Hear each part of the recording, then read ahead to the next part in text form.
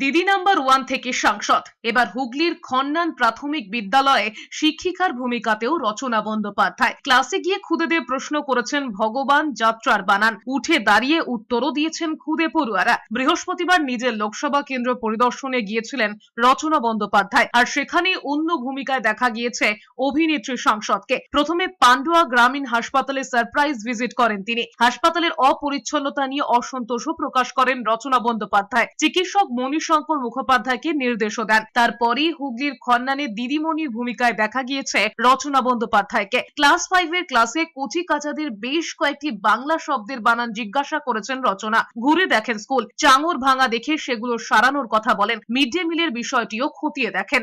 সুন্দর স্কুল হচ্ছে, সব বাচ্চারা সুন্দর করে পড়াশোনা করছে, এমনি সব ঠিক আছে। একটু টেবিল চেয়ার নেই, মেঝেতে বসে আছে কয়েকটা ক্লাস, সেটা একটু দরকার।